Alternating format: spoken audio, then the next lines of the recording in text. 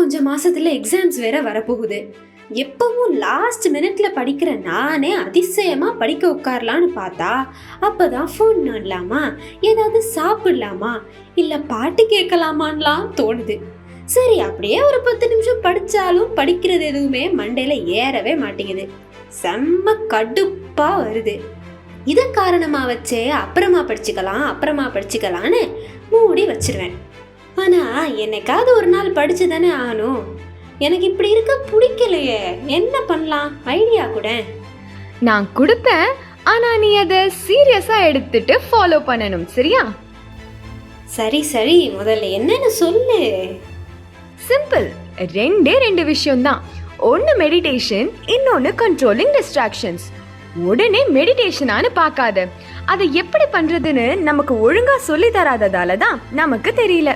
நான் சொல்லி தரேன், கேட்டுக்கோ. கண்ணை மூடிக்கோ. உன்னோட மைண்ட ஒரு வீடுன்னு எடுத்துக்கோ. அதுல நிறைய ரூம்ஸ் இருக்கு.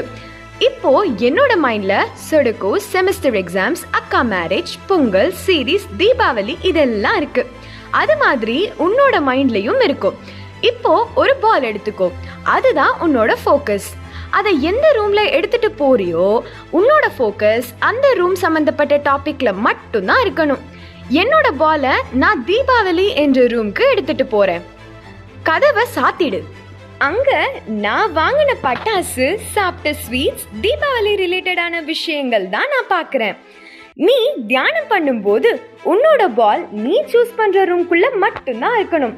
அந்த ரூம் உன்னோட பிரீதிங் பேட்டர்னா இருக்கலாம், இல்ல ஏதாவது சாஃப்ட் மியூசிக், இல்ல எதுவுமே இல்லாத ரூமா கூட இருக்கலாம். அப்புறம் மறக்காம கதவை சாத்திடு. உன்னோட கான்சென்ட்ரேஷன் அந்த 4 செவத்துக்குள்ள மட்டும்தான் இருக்கணும். பட் ஒரு கேட்ச், நம்மெல்லாம் 24/7 டிஸ்ட்ராக்ஷன்ஸ் மட்டுமே பிராக்டிஸ் பண்றதால அதுல தான் குட்டா இருப்போம்.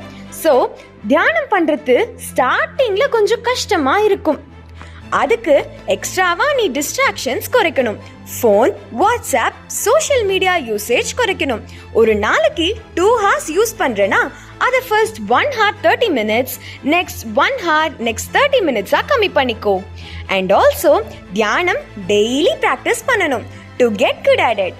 அப்போதான் நம்மளோட மைண்ட் கிளியரா இருக்கும் அண்ட் நம்மளோட attention span and focus increase ஆகும். நம்மளால நம்ம தாட்ஸை கண்ட்ரோல் பண்ண முடியும்.